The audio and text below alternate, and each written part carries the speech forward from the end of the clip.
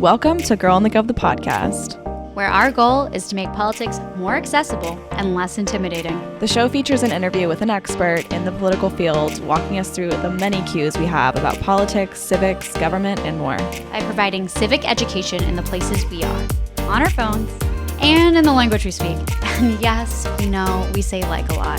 It's kind of the point, because politics needed a rebrand. Welcome back to Girl in the Gov, the podcast. Happy Wednesday. Woo! Wednesday. Shout out to the San Francisco 49ers. We are going to the fucking Super Bowl and we're playing Taylor Swift, which is pretty crazy. I honestly didn't think, I knew we were going to be in the Super Bowl, but I honestly didn't think the Kansas City Chiefs would be in it again and that we would be going up against Taylor Swift herself, but it's pretty crazy. Wild. I know nothing. I did see a meme, though, that was talking about how in 2020, it was the Chiefs and the 49ers and Biden versus Trump. And now it's 2024. Yes. And it's like the same thing. And I'm like, okay, well, you know what I think it is? What? Everyone's like, oh God, that was when the pandemic started, was when the Kansas City Chiefs beat the 49ers in the it was 2020 Super Bowl, right? It was the 2019 season, but the Super Bowl is February. In that, yeah. So people were like, oh God, what's about to happen in the world? And I think it's just because the Kansas City Chiefs won and the 49ers didn't, the world turned to shit, And so when the Niners win in 2 weeks, world peace might happen. Look, we love world peace. We endorse world peace. That is our platform, world peace, and, wearing the right sweater on May 2nd or whatever that Miss Congeniality quote is. But I feel like both teams have kind of similar colors. Am I right? Very. Yeah. We're technically red and gold. I think they're red and yellow. So it's literally the same. See the difference of that on a field. This is why, see, I can't even watch. I'll just be too overstimulated. This is how I'm watching the Super Bowl. I'm going to text you and ask you who won. That's it. I wonder if there'll be any interesting political ad placements in the Super Bowl ads this year. Okay, now you're trying to reel me in. I see what you're doing here. Well, also, are you an Usher fan? Because no, I'm not he can do whatever he wants. No, I don't have. You didn't grow up listening to Usher? I did, but it's not I was obsessed with him as a kid. So random. He's an icon. He has so many bangers. I think you forget how many bangers he has.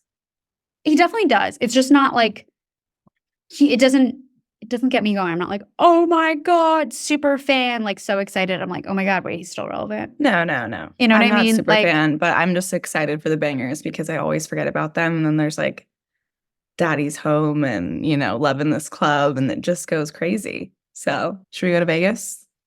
Yeah. Have you been to Vegas? I haven't. And I'll be honest, I have no interest. Okay, so my friends, a few of them have never been to Vegas either. And they're it scares me. I have no interest to ever go. I'm I get that. From a distance, looks terrible. But you just have to go to Vegas before you die. You just have to. It's such an experience. Even if it's terrible, it's such a mind-blowing place. The fact that it even exists, it's fascinating. Well, if anyone ever tries to kill me, I'm going to say, you can't do this. You cannot, because I have to go to Vegas first. I've never been to Vegas. A lot. Yeah. No, I'm kidding. No one kill me, please. Thanks. XOXO. No, please. Nobody. And then from there, I go to a club and go to Miami. It's also East Coast, West Coast. Vegas is closer to you. So I feel Vegas is the West Coast, Miami, and vice versa, It is. Yeah, but it's still so different. And Miami's so different. I'm glad I experienced Miami. I don't know that I'll go back, but that is totally fair. I'm glad I experienced it. If of all the trips that we need to plan, you bring me and force me to go to Las Vegas, I will one lose day. It. Just one day. We don't have to make the Super Bowl trip. Okay. Fine. Unless anyone wants to give us Super Bowl tickets. I'm here and I'm ready. Look, for that, I would do it. But not next to any crazy fans. I don't like when people get insane. Oh, well, the thing is the Super Bowl tickets are so expensive. The real fans aren't even there. So that's a fair point. It's just all the rich people. It is a problem.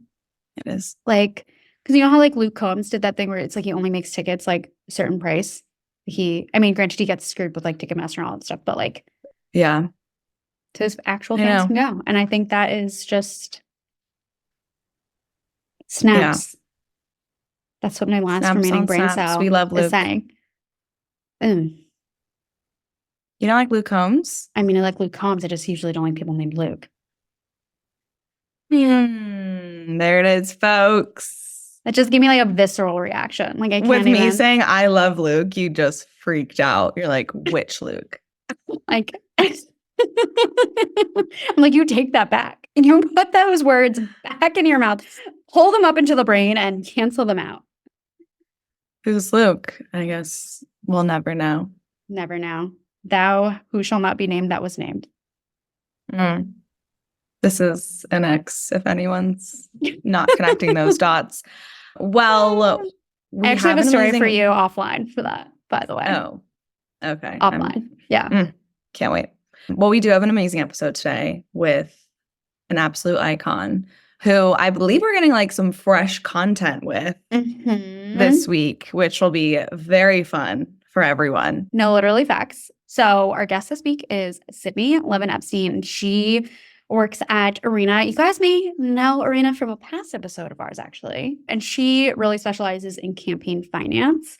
So we're going into that whole conversation. Like, what does that look like? Like, what do jobs in campaign finance actually look like? How do you get trained for them? Like, what is like a day in the life? All of that. So that is like a big part of this episode and getting you guys familiar with that, especially if you are interested or considering, like that would be like a path you'd be curious about.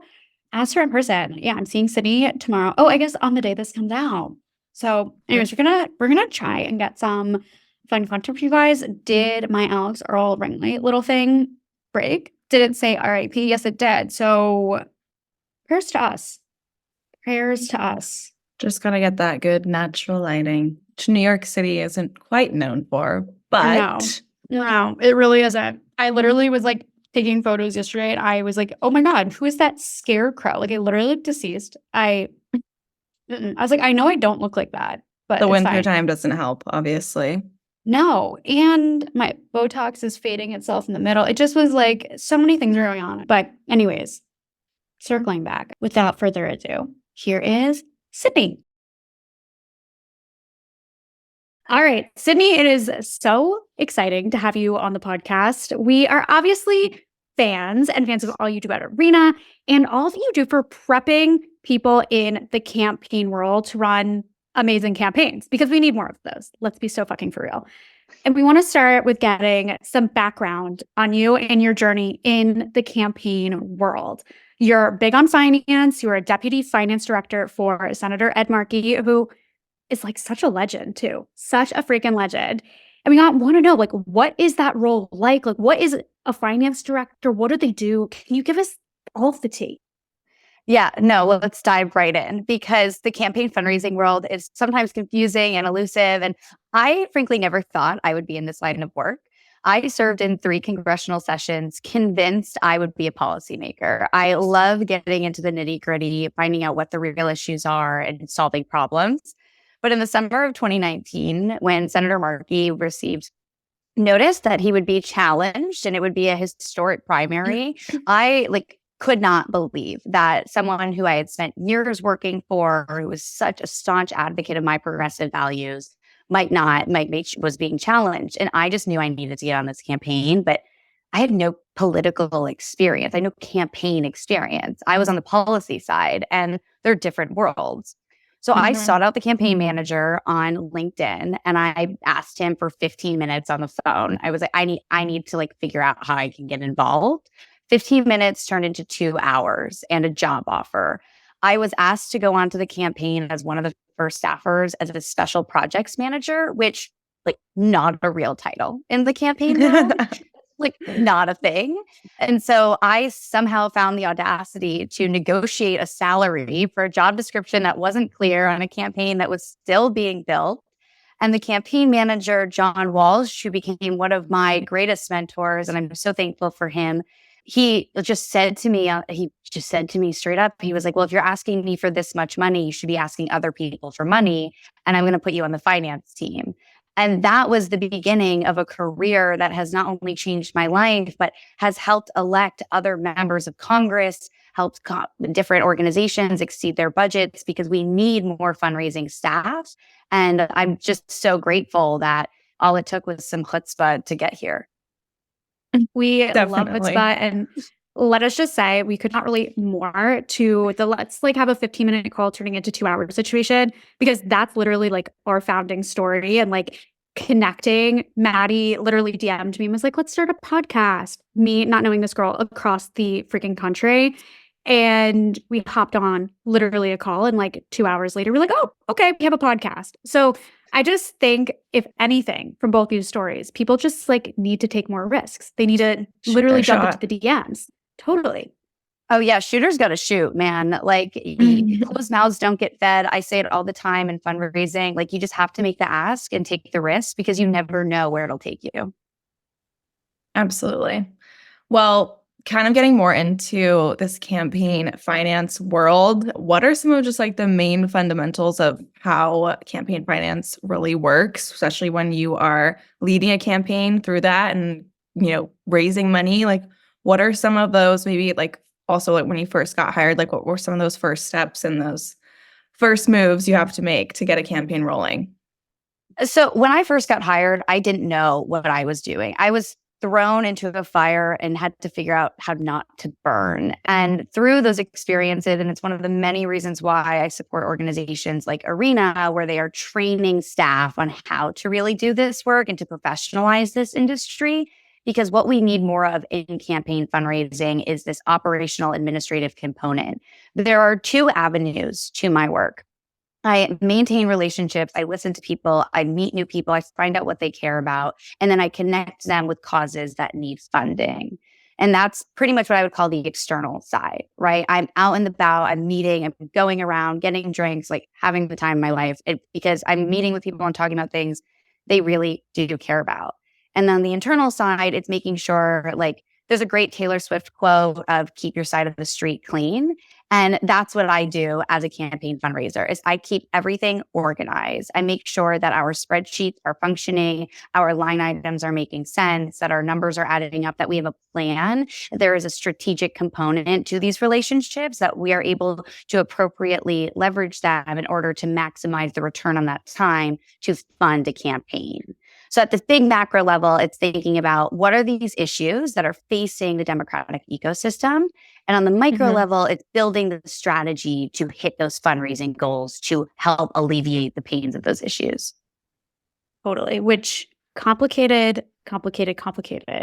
Is there a world in which there are campaigns where a person only handles one side of that coin and there's other team members handling the rest? Like, how does that breakdown sort of look in the campaign world? I think a great comparison is thinking about the candidate as that external force, right? The candidate is the one who's on the phone with donors, they're on the TV ads, they're knocking on doors. It's their name on the ballot. And they need a team in order to be successful on election day. And so that's where that finance staff is so critical because they're the ones creating and developing the strategic approach for the candidate to be successful. And more specifically, that could be means in a call time program or a text message program. Who hasn't received an email from a campaign asking for $5 if it was like live or die situation, right? Like those all come from that strategic, that team side of the work. Oh God. Well, in that case, I think there's a lot of people on those teams that probably want my throat because we have a series on TikTok called Text Mess to Tech Success, where we literally make over bad campaign texts. I have given some good reviews. There's occasionally a good one, but I'm always like, like who's behind these texts? Like who do I need to have a conversation with? Because the live or die situation is always something comical. Like if you don't like give $5 now, the world will come like crashing down and aliens will invade. Like the drama is next level sometimes. So I'm always curious, but I'm also curious from like a solutions oriented perspective of things. Like what works in campaign finance? Like what are those things that like really like bring the dollars in for candidates? I, first of all, am like so with you. I am not of like the fear tactic shtick. I think it's dated. It is ineffective. The numbers prove it too. It has a like cycle after cycle. It is not having any return. It's also just kind of psychological warfare. Like, don't tell me the world is going to end on my text messages. Like, I'm making sure my Totally. Grubhub is being delivered, right? Like, those are the That only reasons I want SMSs coming to me by any means. So I think the ways that like the future of campaign fundraising and the ways that Democrats can continue to be more successful is remembering that there are two sorts of ways to help any campaign. The first might be volunteering, getting on the phones, knocking on doors, reaching voters directly. That means your asset is time. You are able to commit time to a cause. Time is a very valuable asset, one that I cherish deeply, but not everyone has time to give. The other avenue is financial resources. And some people, that's their only capacity that they have to give. They don't have that time to go and to donate on a campaign, but they do have the fundraising and the financial resources to be involved civically. And I think remembering that donors are also people, there's like this whole thing of like big money or like this scary concept. At the end of the day, some people, that's all they have to give. And granted, all they have is very valuable. That fills a budget, that makes sure staff are paid appropriately, that health insurance is covered, that you can have a retirement plan program on a campaign, that you can improve quality of life while also reaching as many voters as possible and humanizing those interactions by listening to people. That's why I mentioned earlier, something I love so much about my role is like, I might meet someone who they might not be a good fit for what I'm fundraising for, but I get to hear what their interests are and then maybe connect them with a candidate across the country or a different cause where they're able to give their resources otherwise. And it's just like being a real person. Why must that be such a rare concept? And to like treat people with that way, knowing that their money is valuable just as our time is valuable. Mm-hmm. I'm curious, like, what some of the, I guess, rules are as when you raise money for a campaign. Like, what can you do? What can't you do? Like, what are some of the like laws in place of like certain amounts of contributions? Just like kind of paint that picture of how that, there's these rules in place that like have to go into a strategic plan for fundraising. So federal and state laws have different maximum contributions. So sometimes you'll hear about these max donors, double max. And what that means is the amount of money that you're able to give per election cycle. As a finance director, as a development director, anyone working in the campaign fundraising space, you want to know how much that maximum is so that you're not over asking or under asking, that you're hitting within that line. But that's also why you hire great compliance firms and attorneys to make sure you're staying within the rules and regulations of whatever election that you're working on, because these numbers change over cycle and campaign finance laws are confusing. They're hard to track. And I am not a lawyer. I am a practitioner in bringing money in the door, but certainly not in other spaces. And so I just hire smarter people around me to keep us all in our lanes and preventing any issues.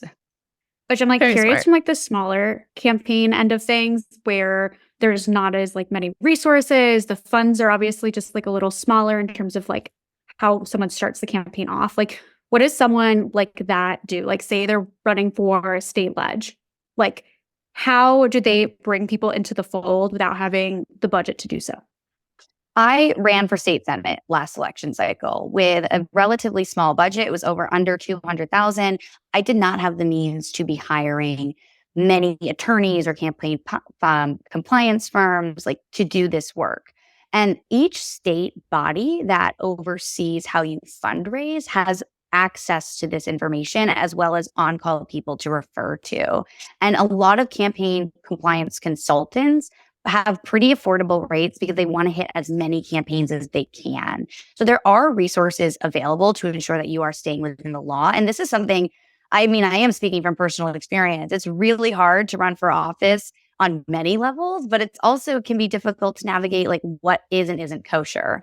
And I'm very thankful for the Massachusetts Office of Campaign Finance, Campaign Politics, OCPF. It's like a really long acronym, but with their resources, making their customer service super easily available, helping to correct if a reporting was wrong, that really makes and breaks all the differences, ensuring that your state compliant, your state regulatory body is properly funded and serves as a resource to campaigns. And so what are some of the other like institutions and agencies that finance directors typically work hand in hand with? Like we talk a little bit about the FEC, but are there any others?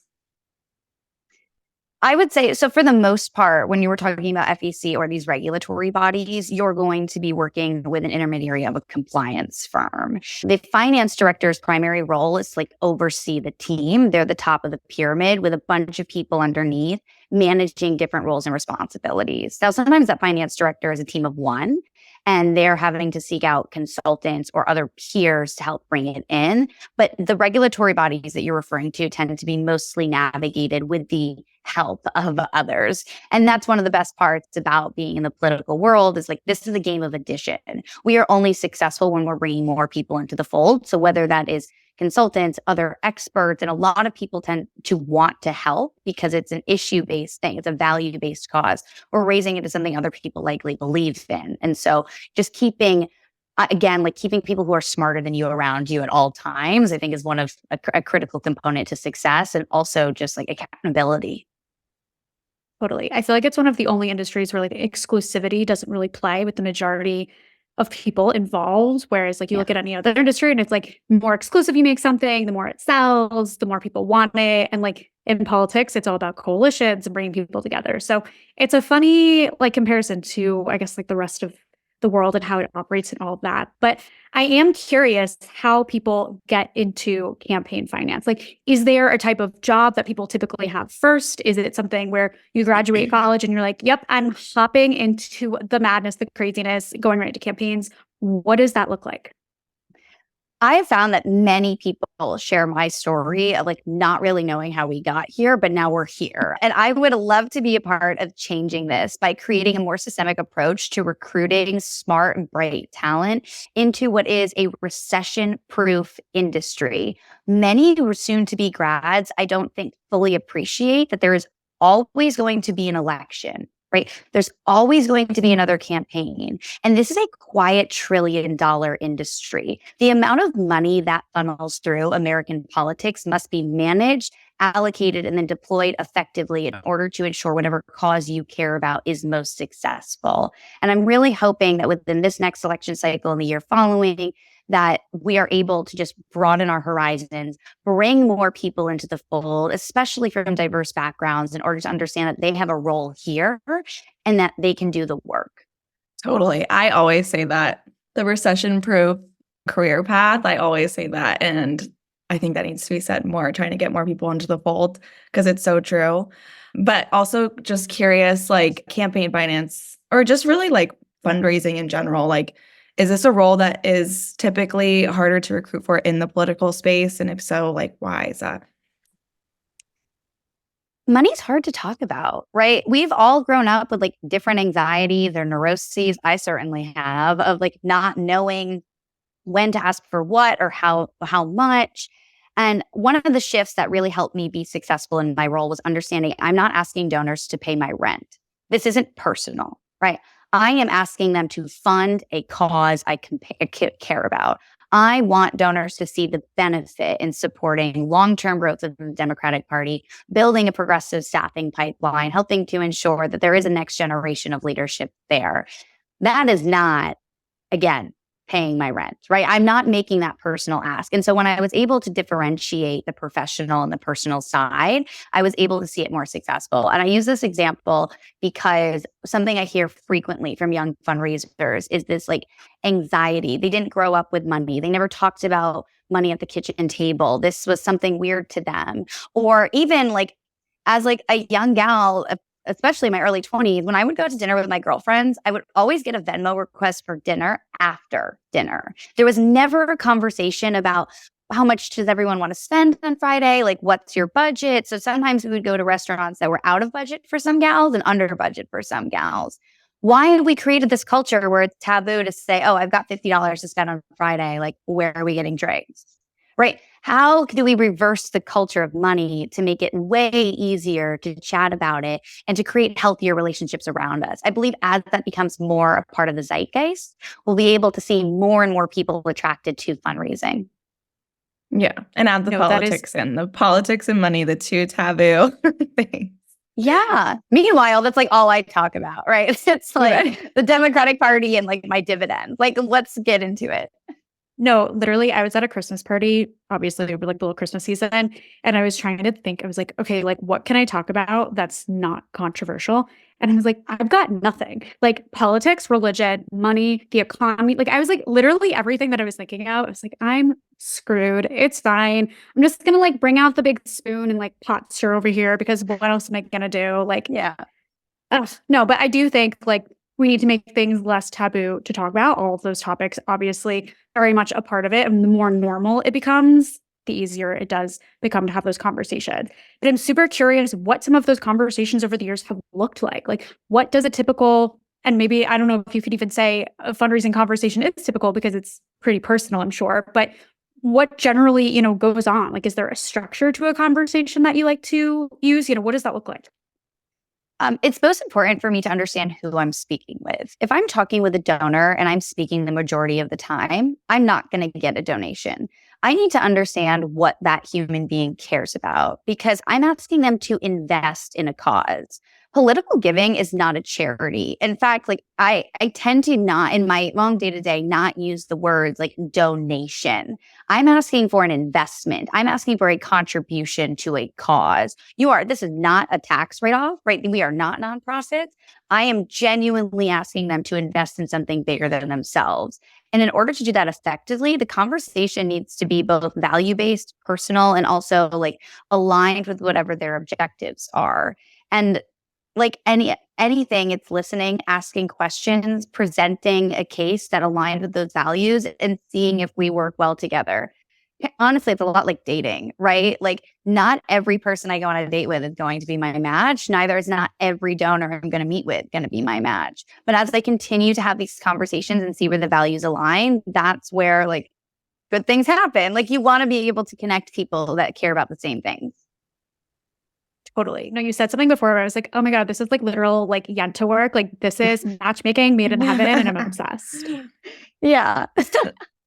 I love that. Well, let's talk a little bit about Arena too, because Arena has a lot of trainings on different segments of campaigns. I did Arena last year for the comms track, but there's this finance track too. Can you kind of explain like what happens in those trainings and especially in this finance track and what like people can learn? Maddie, I'm so excited that I didn't know you were also an Arena alum. And I hope that you both join us at Arena Summit in Georgia this April. It's going to be our first and only big in-person training this year. And I'm just like really looking forward to convening both alumni and participants as well as donors. Like it's going to be such a beautiful convergence of this ecosystem. So I really hope to see you both in Georgia in April in person. And I also am an alum of the finance track. And I'm just so grateful for that experience because as we talk about these emotional anxieties and this yenta component of fundraising, going back to this earlier point of like getting into the micro and that nitty gritty. And the strength of Arena's fundraising track has to do with breaking down the complicated and simplifying it, helping finance directors understand what is the finance plan? How do you build a timeline? In which months, which quarters do you need to raise what amount to hit your budget? And then the how, breaking down what is your strategic approach? Who are you asking who are you asking for money from? What audiences are they? How do you approach them? And I find that level of specificity is what creates a sophisticated fundraising director or finance director. And we're seeing it more and more. I'm hoping that we can get this track not only like over capacity. Like I want everyone to become a fundraising director because it is truly unbeknownst to me how Republicans have been able to do it so effectively, but they have so many fundraising staff. Like they are bringing money in at a larger scale, but also a more effective scale. And I know that Democrats are capable of not only competing, but exceeding what their raises are continuously. And that comes from that proper training and the ways in which our training director at Arena, Jess Weldon, has created a curriculum of that level of specificity is genius. Like I continue to benefit from Arena's trainings. That thought leadership helps guide how I make my own fundraising plans. Totally. I feel like training is the name of the game because why else would you know how to do all the things, And I feel like for so long, we kind of talked about this on our other Arena episode, was just the fact that this has been for so long such like a hole in the industry.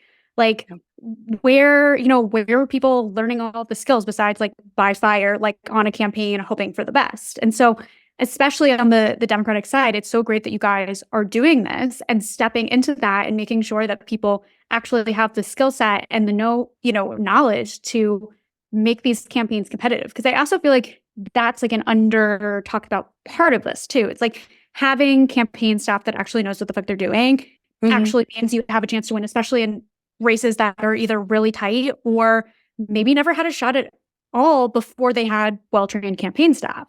And so I'm curious as well, like how the trainings have also helped win campaigns. Like, have you seen a correlation between what that looks like? Oh, exponentially. As a former campaign staffer and a candidate, what makes or breaks a race is having trained staff on your team. You cannot win without a team behind you, because while it's your name on the ballot, that is only goes so far. Who is managing your time? Who's doing the outreach? Who's running your field program? Like, we get so caught up in the name on the bumper sticker, forgetting who printed it. And I really want to see this emphasis and this spotlight on the teams that power victories within the Democratic Party. And that's the strength of Arena. And we see that cycle after cycle, looking at the Kentucky's governor's race, the Pennsylvania State House, the work that we've done in Michigan, Arizona, Nevada, New Mexico, Texas. Like, our work is growing and expanding because we focus not only on battleground states, but also building long-term power. And that's only possible when you create core competencies, a highly sophisticated curriculum, and ensure that our trainings are reaching the most diverse audiences. Yeah, it's crucial. And I think it's so helpful because politics is such a hard like career path to get your foot into. And like even studying political science, I never really had classes in my major that did the campaign like simulation or did any broke down any rules. I did like a Senate simulation, which was very fun, but never the campaign side. And I think often with campaigns, like it's so needed to get the training because it's so fast paced. You move so quick. And when you get hired, like you're expected to like hit the ground running and know what you're doing. And so the trainings are so helpful because just like there's not even like an onboarding period that's legit when you join a campaign. So we love Arena and love what y'all do there because it's so crucial. And I think the campaign side or the finance side is so important too, because like you said, it's like breaking the taboo of politics is one thing. Breaking the taboo of money and finance and asking for money is a whole nother thing. And so if that's of interest to people, I think it's definitely like so worthwhile to do those trainings. I think it's huge.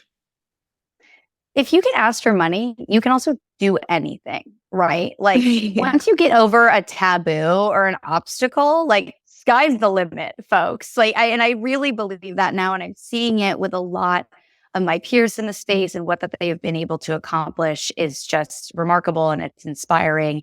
And I'm just hoping that we're able to continue to recruit this pipeline of staff, whether they are like undergraduates or young people or people looking to make career changes, because you don't need to have a background in finance. Like, you don't need to be a policy person. You could have worked in catering in Atlanta, been a firefighter in Texas, or, working in fashion in New York. And it doesn't matter because you just need organized chutzpah to be successful at bringing money in the door. Totally. That said, I am curious about some of those career transitions. Like, I have a really good guy friend that once he decides to be like, I'm over the finance career, like public sector, he's really wanting to, private sector. He wants to get into campaign finance. I don't know when that's going to be. Obviously, I'm going to send him your way when this happens. But nonetheless, like his questions have been like, how do I actually make that transition? Like, I know what I'm doing. I can count some numbers, put them together, like write a check. I get it. But like, what does that mean when, taking a step away from one career and hopping into, the campaign finance world? So your friend is coming to Arena at Summit in Georgia, obviously, because that's our specialty, is providing people without those backgrounds to become really, really good at this work. And I think those transitions come from understanding that micro and macro level of how do you make a finance plan? What does those like spreadsheets look like? How do you manage a team? How do you manage personalities? How do you tell your principal figure to ask for money when they don't feel like it? Like, There are all these other things that while I've learned on the job, thankfully, because of the curriculum at Arena. What have been like those conversations where you've been like, you know what, like maybe this isn't the right moment to ask, like, let me try and rework my strategy. So that being question one. And what has been like also a conversation where you're like, I don't know if this is like going the right direction, and it kind of turns around. Like, what are those dynamics like? Yes, this is why listening is so important, because if someone is telling you that like they're having a bad day and they're going through a horrible family emergency, maybe it's not the time to push an end of quarter fundraising deadline with that person. Totally. Right. And so it's just about listening. I operate from an abundance mindset. If I am speaking with someone who I'm like, can tell they're saying no in maybe more than one way and they're not my donor, that's okay. There are more donors out there. I just have to find them. And I tend to pivot in that direction.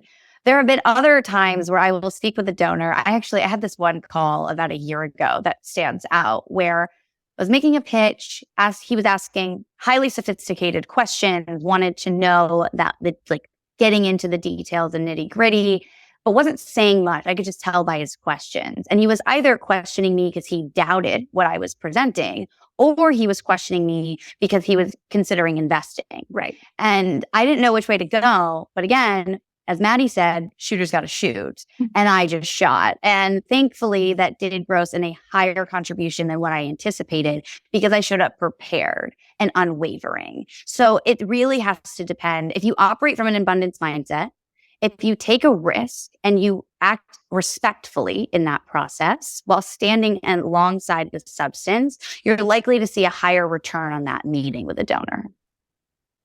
That's such good advice. 1,000%. And literally goes right back to dating too, right? The abundance mindset. You're like, all right, if he says no, there's plenty more out there. Here we go. I'm clearly a Yenta. That's all I've learned today. I'm obsessed. That might be We'll the get you a next career sign, path. everything. Everything. Yeah. Look, it is a fun career path. I'm just saying. I'm just putting it out there, all about it. It would be fun. My record is like 0, but like I've tried for my friend group. You say it's fun and then something goes wrong. I think though, that's also a misconception Yeah. about campaign fundraising is people think it's like super fun and glamorous, which it is. But there are many moments in my career where I have been with a member of Congress in the backseat of a sedan, giving him Skittles in order to incentivize him to call more donors. Like I've been on this wild, wild journey. I have been in the basements of Dunkin' Donuts, helping to do call time. I have helped prep candidates across the country for things that they also might have had a bad day. And we can care about that bad day after the fundraiser. So for as glamorous as these components are, there is still this like hustle behind it. She's probably like a Yenta. I don't know if you've seen Jewish matchmaking, but like she's got a lot going on too. It's on my list. I will be binging that this weekend. I've been like, I need to like have a few hours to just like really zone into it. So I'll let you know how it goes. But I also didn't know that Dunkin' Donuts had basements. That blows my mind as well. Interesting architectural detail. So just, wow. Okay, Dunks, really investing there, which is interesting nonetheless. Okay, well, in terms of campaign finance and, closing notes for people that might be interested in this career, like what is like one thing that you would tell them to encourage them to get involved, to be like, let's make this your next job? It'll change your life. The rooms that I am in, the ways it'll change your life, but it'll also change other people's lives and in a truly meaningful way. As dearly as I hold my progressive values to my heart, I am also acutely aware that we live under capitalism and money is what moves this world. So being able to do that and to have the highest social impact is really important to me. The number one piece of advice that I would give to anyone considering this career and to encourage them to come into the fold is like, you are going to work hard and be really kind, and you will be successful if you do that. Yes, love that. Well, where can people find, first of all, Arena and these trainings and the conference in Georgia? Where can they find you? Can they reach out if they have questions? Like, give us all of the plugs. My DMs and arms are open. I want to bring more people into this ecosystem. They can go to arena.run, see our fabulous new website. I'm really impressed with the way that we've launched it. And shoot me a DM, send one to the Arena Summit accounts as well. Like, we want people in Georgia. We want people to show up, show out, like, get ready to work this selection cycle. Democracy is literally on the line. The fragility of the stability of this nation has never been so prevalent in my eyes. And the way that we confront that and strengthen the power of our community is through collective action. And that happens at events like Arena Summit. Absolutely. Love it. Well, thank you so much for all the deets, all the tea, all the things. We are so excited for everyone to get into campaign finance. Wink, wink, nod, nod for anyone watching this on YouTube. But again, thank you. And we look forward to seeing you maybe at Arena Summit. Yeah, see you in Georgia. Thank you.